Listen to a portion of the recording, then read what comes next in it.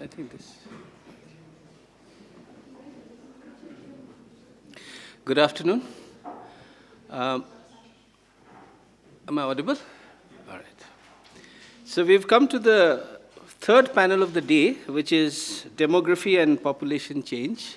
And it took us some time to arrive to this panel. I think we are running almost about an hour late. And the rule of the thumb is, in such seminars, if we are running late, the role of the moderator kind of converges with the role of the timekeeper. So I will do just that as of now.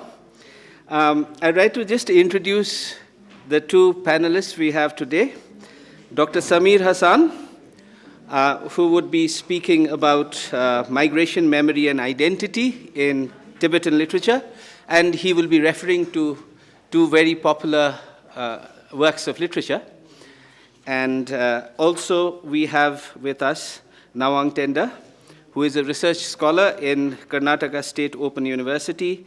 And he would be he'll be taking up a study of Tibetan diaspora in Balakop, that is in Karnataka. And he would be using the lenses of population studies. So yes, with that, I would like to invite the first speaker, Dr. Samir Hasan, to give his presentation. Good afternoon, everyone. I'm Dr. Samir Hasan. I'm an assistant professor in Motihari College of Engineering. This is my second time here. And last year,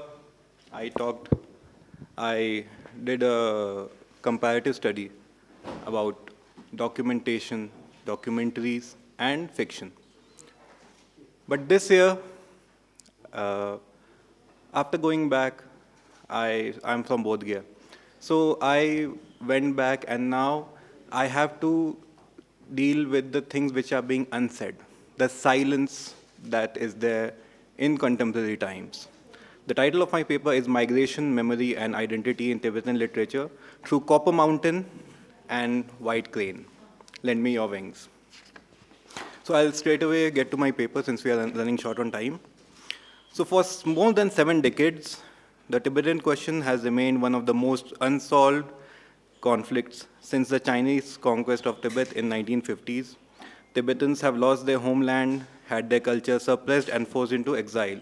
Entire towns have been uprooted, monasteries demolished, and generations of Tibetans dispersed through India. The rest of the world. Despite this lengthy history of resistance, the worldwide discussion about Tibet has become increasingly quiet. Whereas the Tibetan issue formally sparked international sympathy and political debate, it has recently been overtaken by a broader geopolitical agendas and economic interests. This systematic suppression has resulted in a political vacuum in which Tibetan issues are rarely heard in the venues that define global conscience. Tibet's omission from these areas is more than just an oversight. It shows greater risk, one in which silence becomes a type of collaboration. When talks fade, memories deteriorate, and it's when institutions fail to speak up and erasure progresses. Tibet faces not just the risk of remaining under occupation, but also becoming invisible to the rest of the world. This is why the cultural dimension of Tibetan resistance has gained importance. In the vacuum of political representation, literature has stepped forward to bear the burden of as a keeper of memory and expression. Tibetan fiction has evolved as an important response to this silence. For Tibetans who are unable to rely on governments, international organizations, or humanitarian forums to keep their experience alive, literature serves as a space of testimony. Tibetans recount their exile and occupation experiences in novels, short stories, and poetry, ensuring that their fight lives on in writing even though it is drowned out by politics. In this way, fiction transcends the boundaries of art. It becomes resistance, survival, and a warning that silence cannot wipe out an entire population. The study examines two examples of Tibetan fiction: The Copper Mountain by Thupten Samphel and White Crane, Lend Me Your Wings, a Tibetan tale of love and war by Sevang Yeshi Pemba. At first glance, these novels may appear extremely different. Samphel's Copper Mountain is incisive, sardonic, and satiric, built on discovery of copper deposit beneath Mount Kailash, one of Tibet's most sacred places. It examines how occupancy corrodes not only land but also beliefs. Cultural destruction in this context is carried out not only by blatant violence, but also through subtler forces of policy, profit, and memory erasure. In contrast, Pemba's White Crane, Lend Me Your Wings put readers on an emotional journey through exile. Pemba depicts how war, displacement, and disillusionment transforms identity and hope through Sonam Dhondup's story.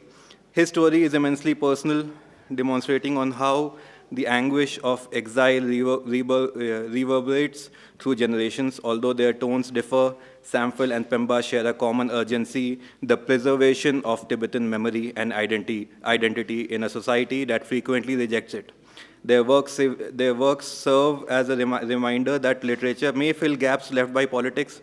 While representation is drowned out by global agendas, storytelling keeps Tibet alive in human mind. This paper contends that Tibetan literature is not an escape from reality, but a kind of political participation.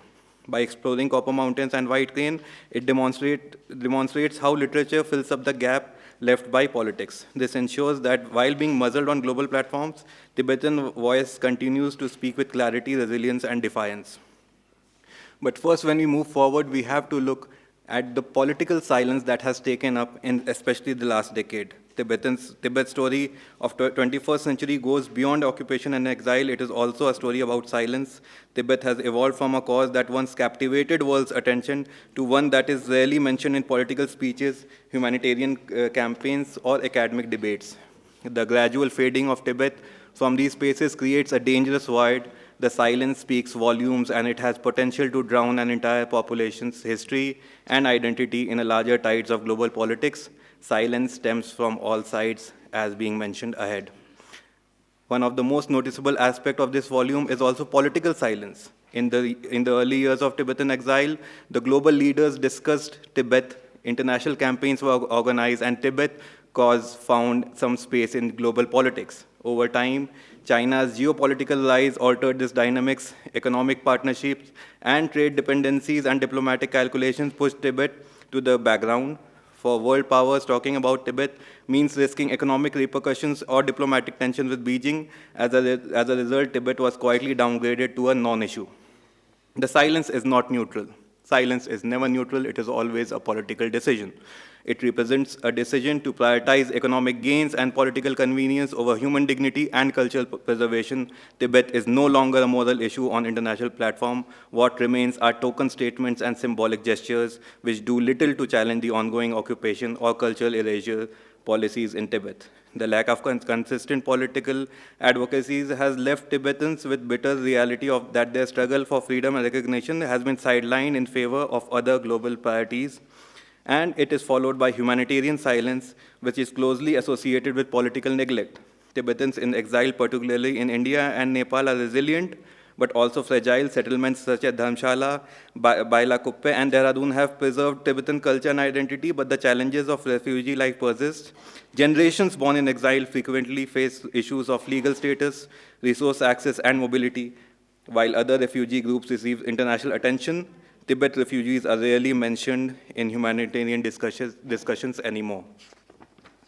This lack of visibility is a form of erasure. It implies that Tibetan suffering has become normalized, too common to be noticed. The danger here is that invisibility fosters apathy.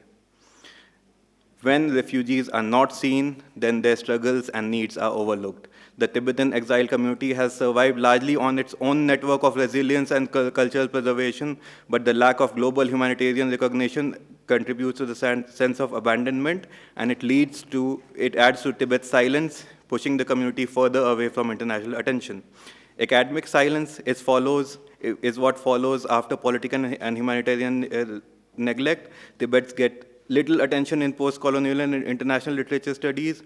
The emphasis is placed on larger, more visible battles such as those in Palestine, Africa, and Ukraine. While these incidents are equally hegemonic, Tibetan voices are often buried under them. When new generation of scholars and activists are asked about forced displacement, they are often ignorant about the actual Tibetan issues. Even within Asian studies, talks about China's accent frequently eclipse Tibet, reducing it to a footnote in a large geopolitical story. The Tibetan literature has struggled to gain notice, while memoirs by Dalai Lama and well-known political personalities gain an audience. Tibet authors' fiction and creative work are frequently overlooked. However, these works are extremely essential because they record not only political history but also emotional, cultural, and spiritual components of relocation. By failing to engage in this literature, academia helps to drown out Tibetan representation. The silence in classrooms, conferences, and publication implies that Tibetan voices are still excluded from settings where they should be preserved and amplified. In this triple silence, political, humanitarian, and academic, forces Tibetan writers to become activists through fiction. When governments fail to speak up, humanitarian organizations fail to notice, the academia fails to listen, the Tibetans reclaim their voices via writing. Writing becomes a form of resistance, a way to fill the void created by global neglect. Thupten Samphal and Sewang Yeshipemba demonstrate this response. Their novels are not only works of art, but passionate interventions into quiet. They remind the world that Tibetans have not forgotten Tibet. They challenge readers to confront the realities of occupation, exile, and cultural decline. In their stories, Tibet's drowned voices resurface, speaks ironically and tenderly and with perseverance. In this sense, Tibetan fiction transcends literature. It simultaneously serves as a kind of political representation, a humanitarian testimony, and an academic resource. It bears the burden of what has been silenced elsewhere. It defines world's indifference by declaring that Tibet exists, matters and continues to communicate as the two novels show up. The first novel, Thupten Samphal's Copper Mountain, depicts a sacred region torn between devotion and exploitation. The story begins with the discovery of rich copper deposit beneath Mount Kailash, one of the holiest locations for Tibetans and millions of Hindus, Jain, and Buddhists through Asia. Government leaders and mining companies see a potential for growth and profit, but locals, monks, and pilgrims see degradation of a hallowed site. What ensues is a clash between economic desire and spiritual belief, state-driven programs, and local customs. Through this plot, Samphal depicts the gradual deterioration of Tibetan culture under occupation as the power of policy bureaucracy threatens to erase the centuries of veneration. A sacred mountain under siege, which is Mount Kailash, is more than just a geographical figure. It also represents the center of Tibetan cosmology. A narrative depicts it as a living presence. To mine it is not only an environmental issue, but an attack on faith itself. When officials announce the finding of copper and suggest extraction, the people react with anguish and incredulity. Samphal depicts how religious leaders try to resist, reminding the authorities of Kailash's spiritual value.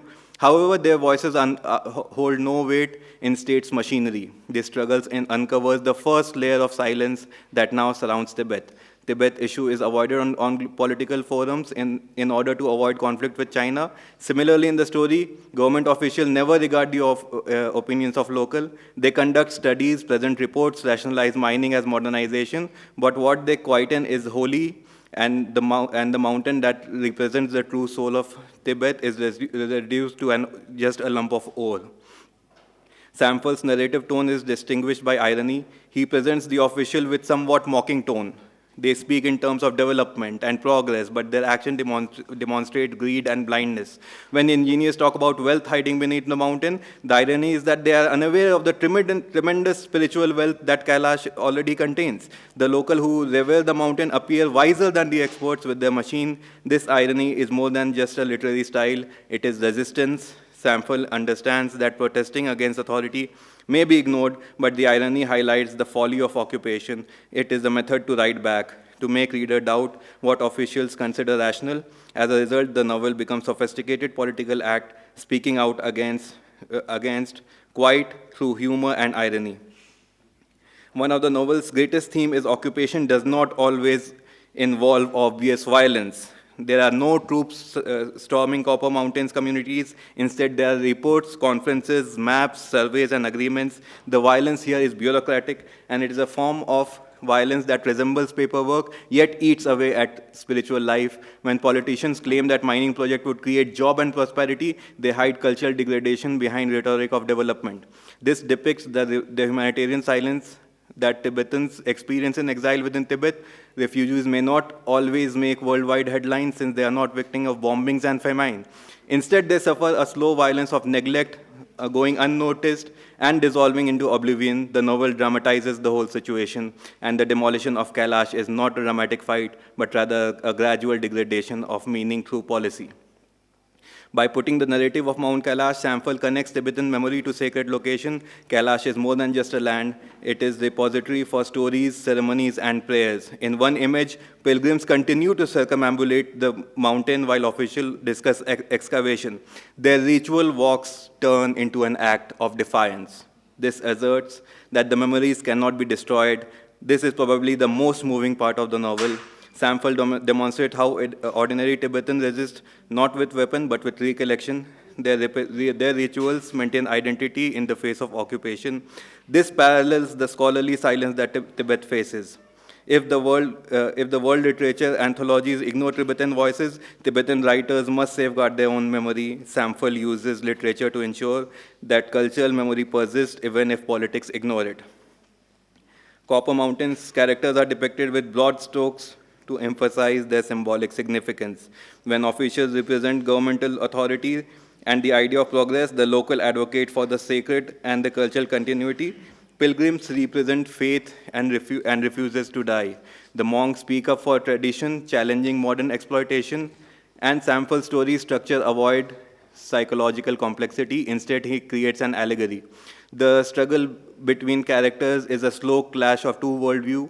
One sees land as commodity, and another regards land as a holy life. The remarkable moment occurs when villagers gather to plead against mining.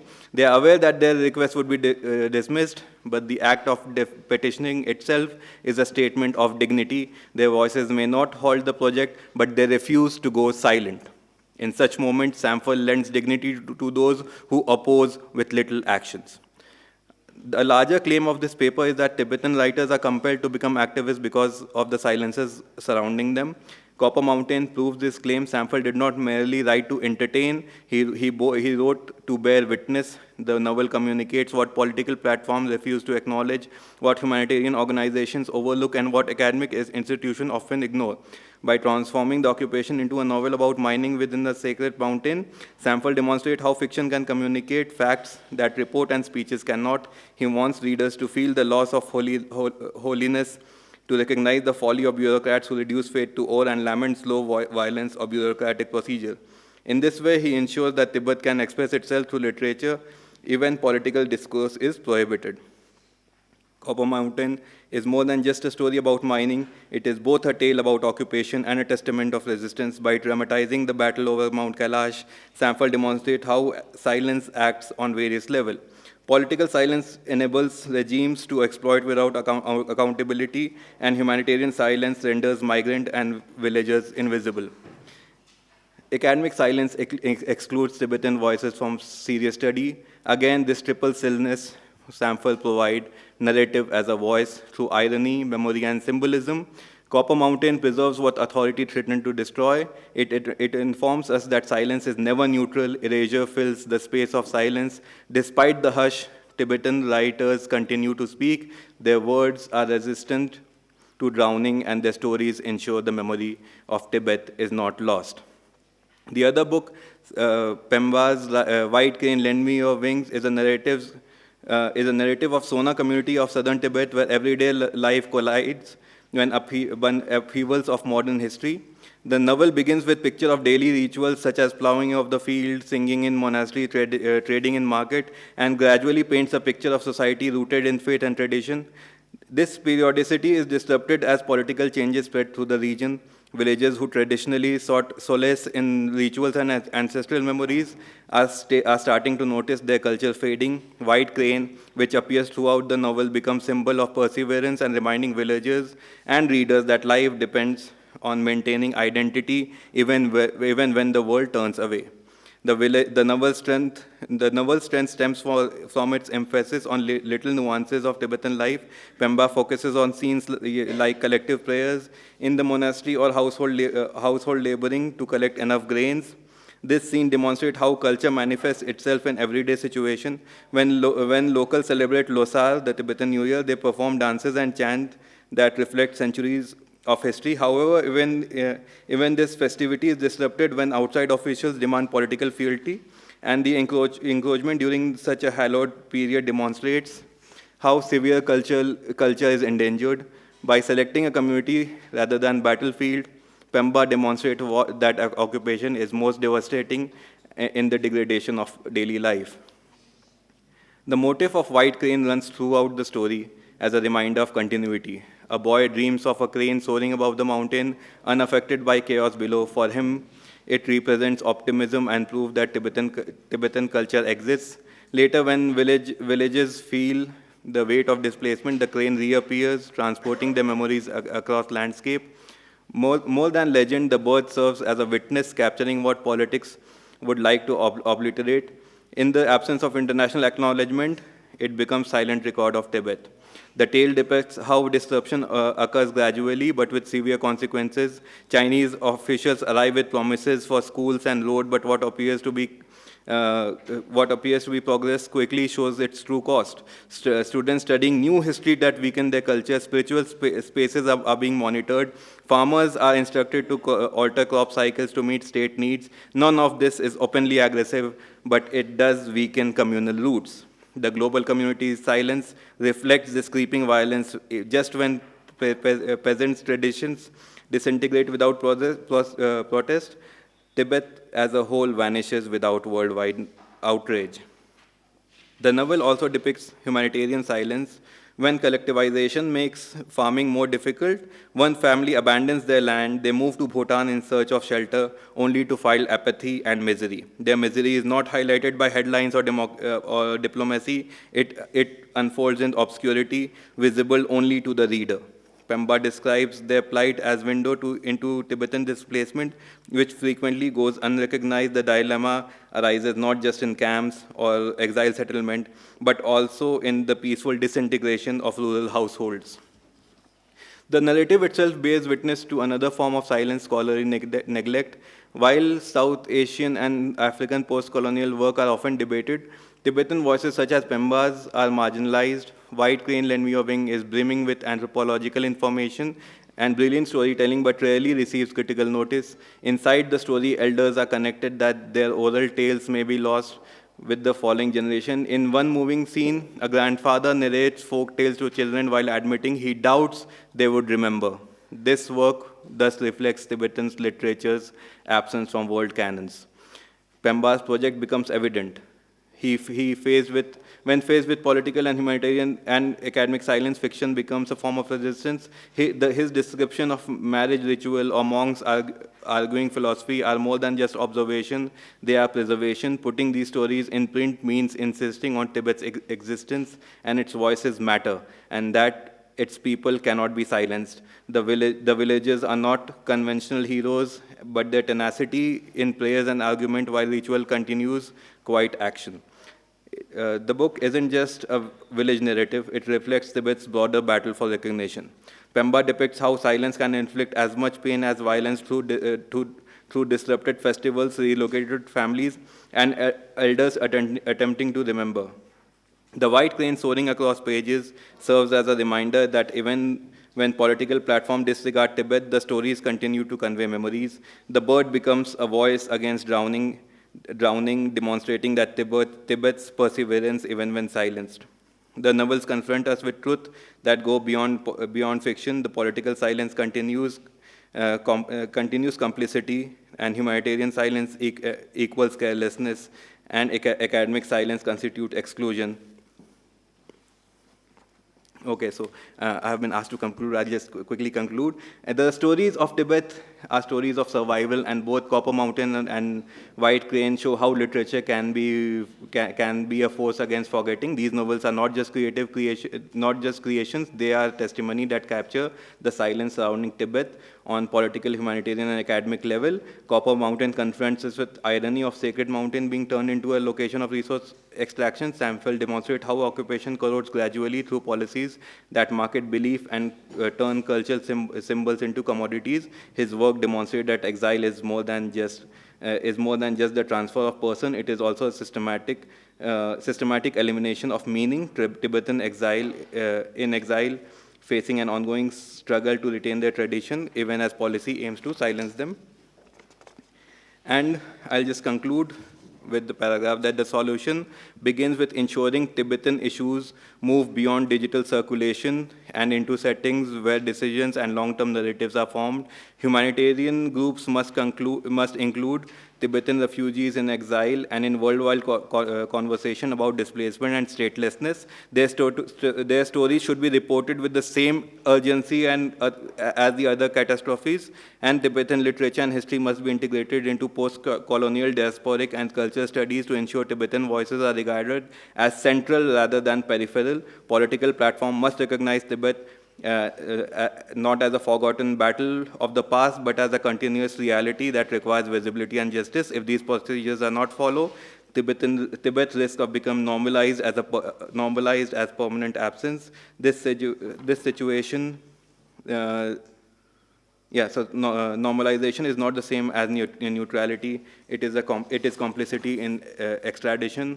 Accepting dislocation as permanent denies Tibet has the right to compensate, return to continuity, and recognition. The moral of Copper Mountain and White Crane is that survival requires persistent resistance to stillness. This opposition has been expressed in literature for decades, but it cannot stand on its own. As researchers, teachers, activists, and citizens, we must raise Tibetan issue on every possible forum. Writing, teaching, and speaking about Tibet serves not only to preserve memory, but also to advocate justice. If political vacuum persists, history will continue without Tibet. And if we choose to speak, Tibet is still alive in world imagination, and its struggle cannot be overlooked. Thank you.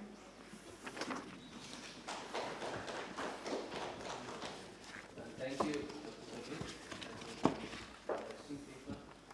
and you talked about systemic erasure, systemic invisibilization, and the way in which literature can possibly act as a kind of counter-discourse, where literature is, a kind of a counter-narrative, a space of testimony, and books are not just a medium by which you tell stories, but they are also sites that activate discourses of representation, discourses of memory. So fiction as activism, which is a very interesting thing, and yet another thing that I would like to call your attention to, perhaps, is Copper Mountain is written by Thubdan Shamdil, and it is very pertinent because Champel was the first director of the TPI. So to that extent, he was the first director of the TPI here. So it's very befitting that you bring up his novel here. And the best part, I think, another thing that I would like to just point out is that you do not leave your presentation hanging. You talk about some kind of a tentative solution. You do not just talk about the problem, which I think deserves to be appreciated, right? So with that, we go to the next panelist, and I would like to invite Ngawang Tender for his presentation. We will try to keep it to your 20 minutes limit, right? Thank you.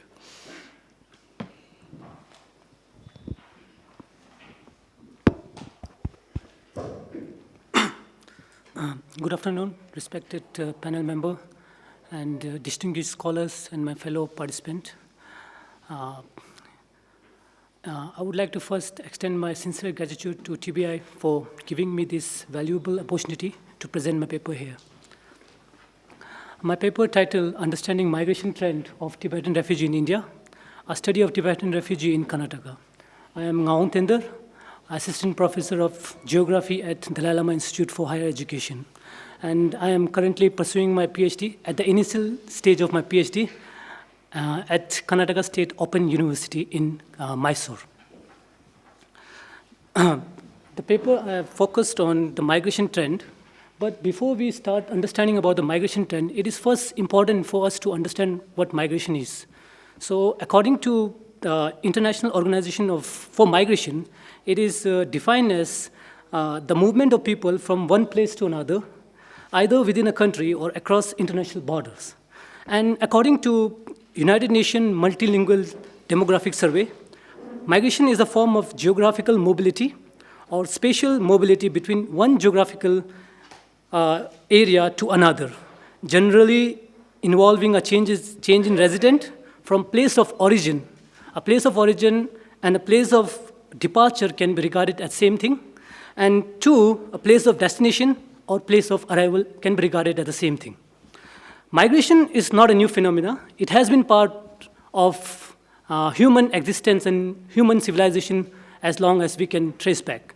So migration started as early as ancestors who migrated from place to place in search for better hunting grounds, and then to prehistoric migration of Homo sapiens from Africa to outside Africa to other parts of the world. And in this context, my paper seeks to understand migration trend. So migration trend in specific can be understood as a pattern and direction of population movement over time. So these trends are often influenced by multiple factors.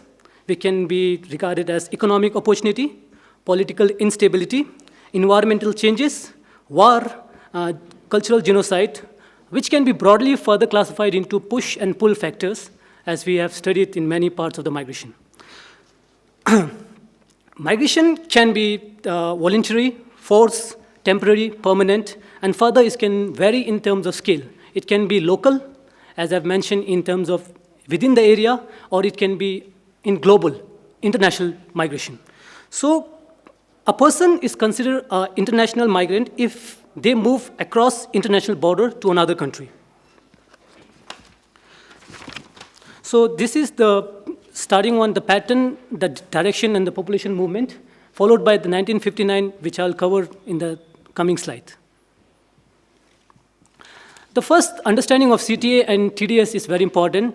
Central Tibetan Administration, which was set up in 1961, and then TDS, which was considered important. Central Tibetan Administration in 1961 was established in Dharamshala, as we are having the conference as of now. It's preserving the Tibetan identity and culture in exile. And then in 1988, Planning Council was required. It was very urgent required for systematic demographic data for effective planning in every sector and different settlements that were later came into existence. And the first thing under TDS, the Tibetan Demographic Survey under the Planning Council in 1998, they initiated the first TDS, Tibetan Demographic Survey in all the settlements in India. Not only in India, they have considered Tibetan diaspora also, considering Tibetan diaspora outside Tibet, considering Nepal, Bhutan, and many other Western countries, Europe, and India in itself. It was marked as first comprehensive study of demographic structure of Tibetan living outside Tibet. The objective of my paper is to understand international migration trend of Tibetan refugee, international migration-induced population change in India, specifically in the study area, Karnataka, Tibetan settlements areas. The study area which I focused on is Karnataka state, which was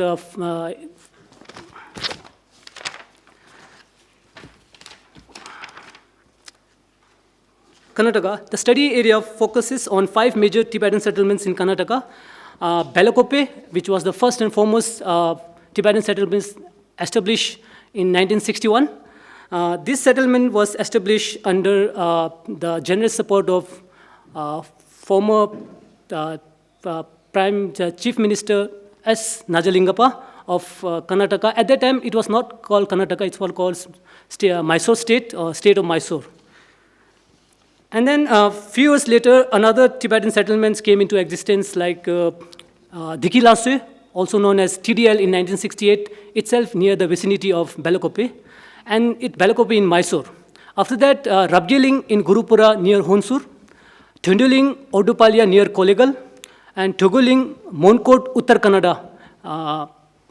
So these 5 settlements these settlements make up the largest Tibetan population in India, and it is one of the foremost settlements established in India, the Balakope settlement area in 1961. The methodology for this paper, I have cut the source of data for these papers are primary and secondary source of data. Primary source of data, the TDS report 1998 and 2009. The TDS report consecutive to decennial census has been conducted by TDS. And those are one in 1998, one 1998 and second one in 2009. So I have mentioned it 1889, sorry about that. And followed by Tibetan representative zonal office in south. In every, like in north, there is one zonal office, and one in east and west and south. They are representative of the south. They manage every settlements, administration like that. The third one is Social and Resource Development Fund, SART. So data analysis I have done is qualitative and quantitative. Quantitative to tabulate and compare, using comparative statistic. Qualitative reviewed prior study, identify patterns and research gaps in that aspect, and combine this both study for the comprehensive understanding of my research paper.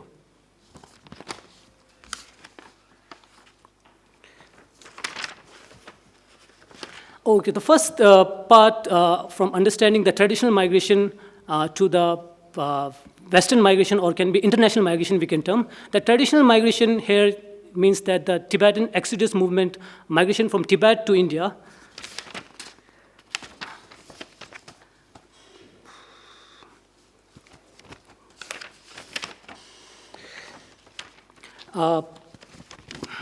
migration is a common aspect when considered the need for survival, identity, existence, and revolve around the origin and place of destination.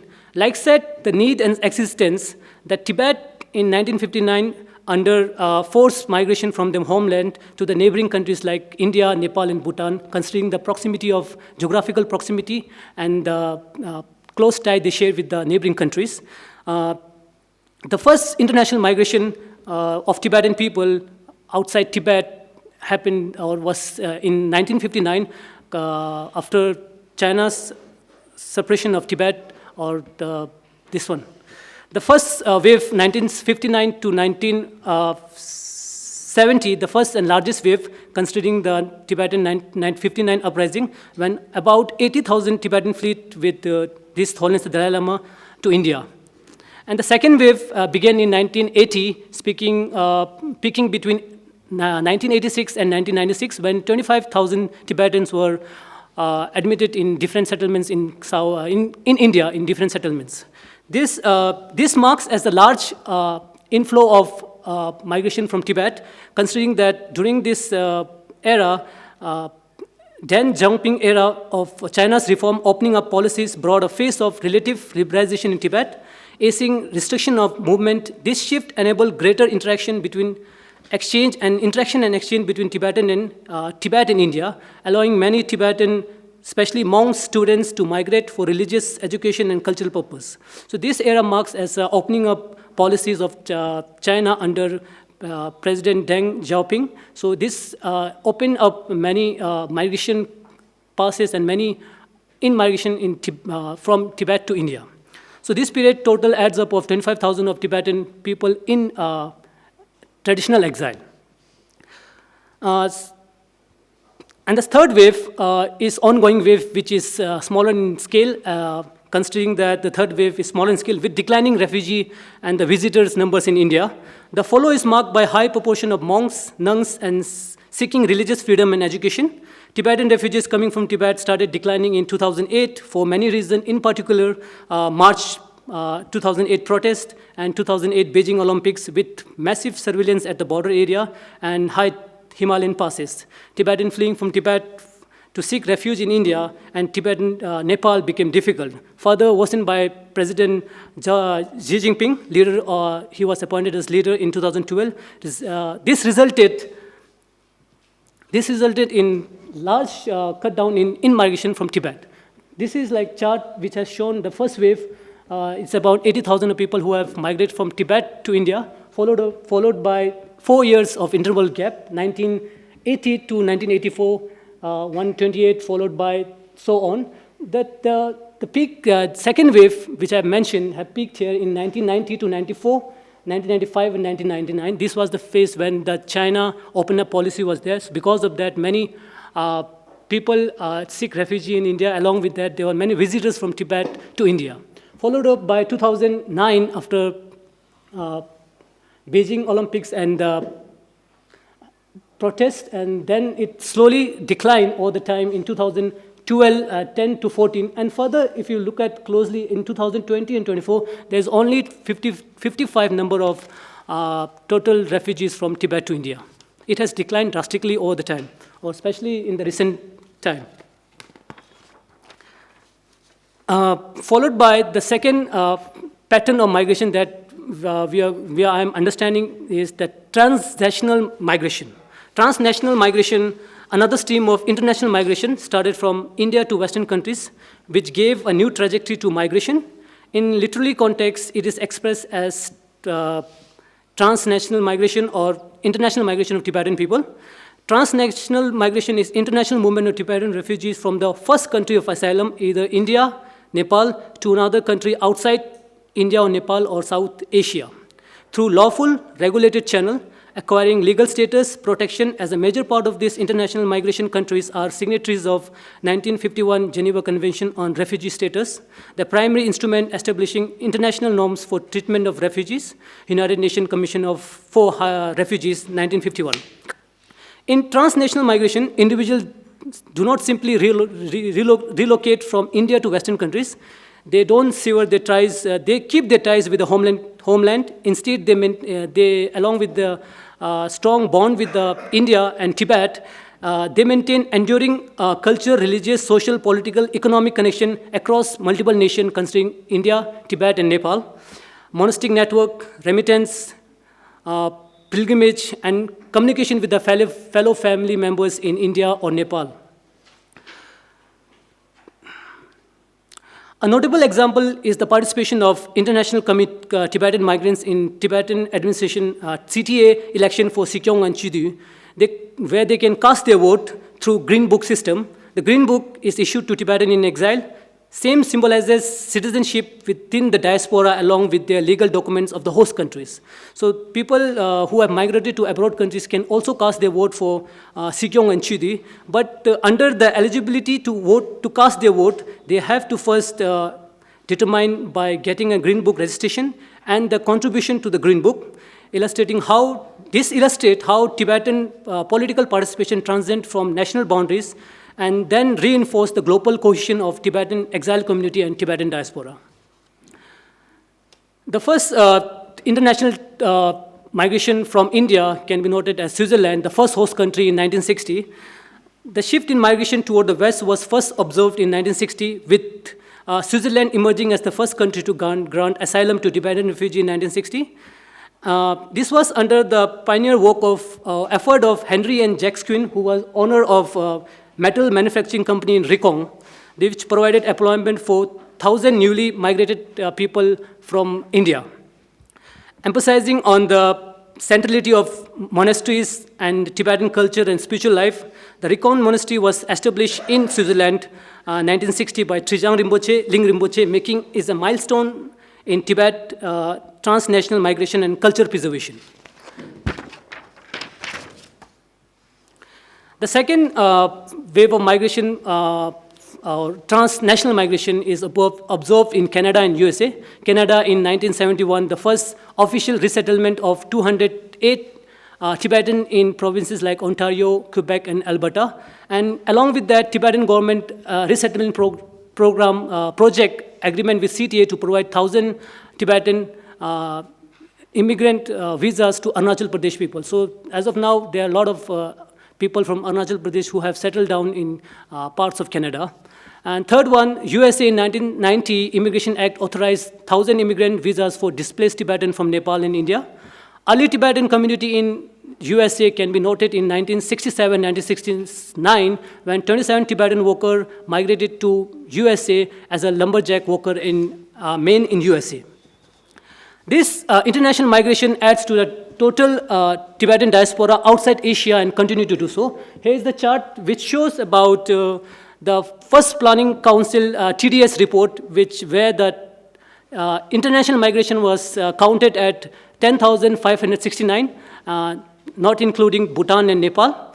The second council, which was held, Tibetan TDS report, was held in 2009, the Tibetan international migration was counted at 18,999. So from the first to second, there is a shift or the change of 8,430 migrants between TDS 1998 and 2009, followed up by the baseline for study for diaspora study, the SART report in 2020, where the population in Europe as of now is accounted at 26,379 in Europe and Australia, and staggering 36,098 in North America. In total, the Tibetan diaspora outside traditional exile and Tibet is at 62,477.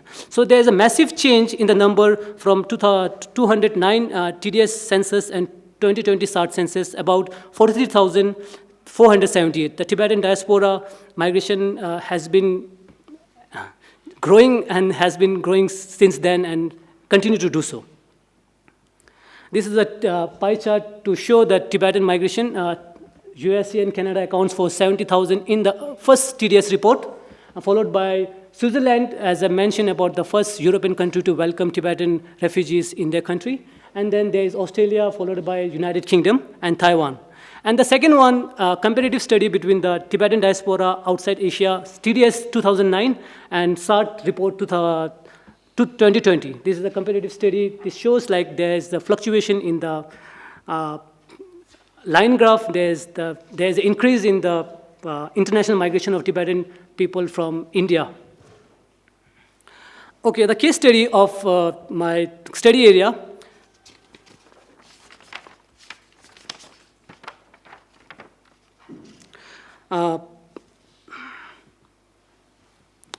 Demographic change in settlement area of Karnataka, 5 major settlements. Over the past 6 decades, Tibetan refugee settlements in India, Karnataka have experienced significant demographic shift. Population change in study area is studied through demographic transition theory given by Warren Thompson. The word DMT was coined by Warren Thompson, further studied by Frank Nockenstein. So Warren Thompson model explains us in the phase of 5 stages. As mentioned, the first, second, third, fourth, and fifth. But considering the characteristics of Tibetan community in India, the first stage can be null because it's highly applicable for the isolated groups, tribal people, and remote areas. The second stage,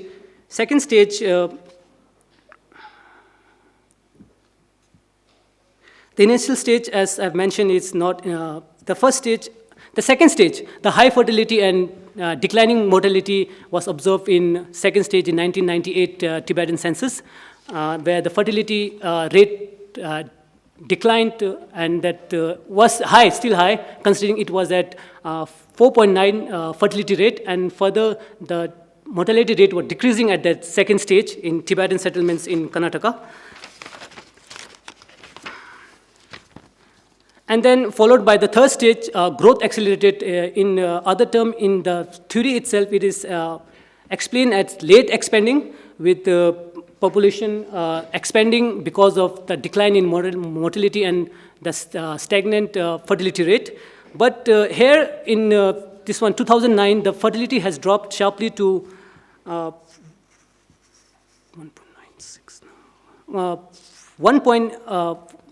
1.21 fertility rate, and the stage 4 consider population stabilization, major settlements, and smaller one being stagnant. Okay, I'll explain this one. This is like a study of the studies, demographic analysis of the study area based on the DMT theory, and the findings of my research paper. International migration trend has. I'll just skip to the slides. This is the Tibetan settlement population of 5 major settlements. In the initial stage, the population was recorded as 3,000 in Lungsum Samdubdik, followed by the first census, 7,631, second census in 2009 at 9,299. At the last 2025 population as per the Tibetan Representative Office in South is recorded at 6,266. So the phase of waves of migration, which I mentioned in the second wave, was very prominent at this time. So the population was added at this population, followed by the drastic decrease in the waves of migration in India. The population dropped, and so does the fertility has dropped in India, in the settlement area.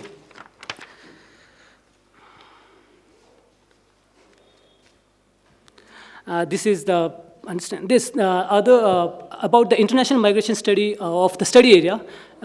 Total migration of male female, the male have dominated the migration trend in the study area. Apart from few, like there's a marginal difference in Diki Larsu and Rabgiling. Apart from that, Lungsum, Samdubling, and Dogiling shows that large variation in male female migration, international migration from study area. The findings: Tibetan communities international migration is a dominant demographic driver. As we see, then when we learn about the population change, we generally refer to the natural increase, whereas in Tibetan context, in Tibetan diaspora context, the population change can be noted with the international migration and migration Tibetan diaspora who are going abroad. And the second one, South India shows the population decline in recent decades. Tibetan population has increased fifth-fold in North America. So this is the chart, the total table I have analyzed. The Tibetan population in North America has grown from 7,000 in 1998 to 11,000 to 36,098, and followed by the second one, fourth-fold in Europe. Considering all the European countries, it has increased fourth-fold. And that last one about Australia, it has threefold increase in terms of Tibetan diaspora. The second chart shows about the decrease. As we say that Tibetan diaspora has increased, so does in the same way Tibetan population in India has decreased over the time. In the first TDS 2009, it was recorded at 94,203, and as per the latest survey, Tibetan population survey 2020, it is recorded at 2022, sorry, it's recorded at 60,167.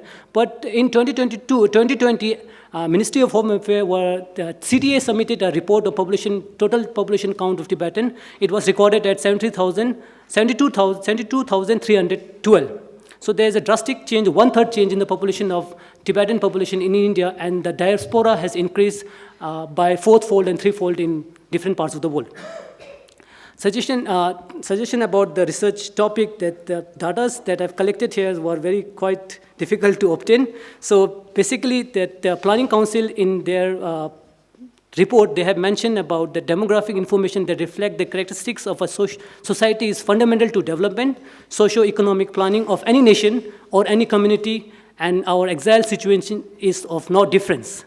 So conducting census as fixed interval, maybe at decennial or quinquennial census, are very important for data continuity, accessibility, and evidence-based decision-making for policy decision-making. A key research gap exists in migration study, the total migration study, especially international migration study. There's a large inadequate data on migration, international migration. Strengthening migration data will improve planning, monitoring, long-term demographic sustainability, and Tibetan culture preservation in long run. As we say, Agastya Kamte is a renowned scholar. He has mentioned demography is destiny.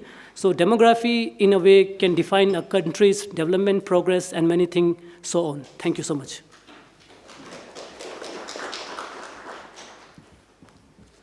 Thank you, Ngawang, for that very insightful presentation.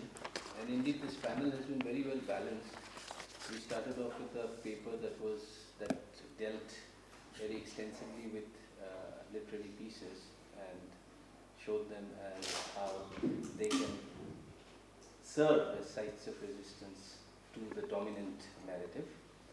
And next, that was followed up by a very empirical-based paper, which took up the issues of migration. It talks about traditional migration. It talks about transnational migration, and it also talks about the formation of the Tibetan diasporic community. So, it later on it takes up the 5 stages of demographic transition. So I have been instructed by the organizing team to wrap up this session latest by 5 p.m. Those are the exact words. So, so we are looking at roughly 4 minutes. So with that, we will start off with ma'am here, and then maybe if we have time, maybe we could take just 1 question or 2 questions at the most. But if we do have time for the questions, please keep them very, very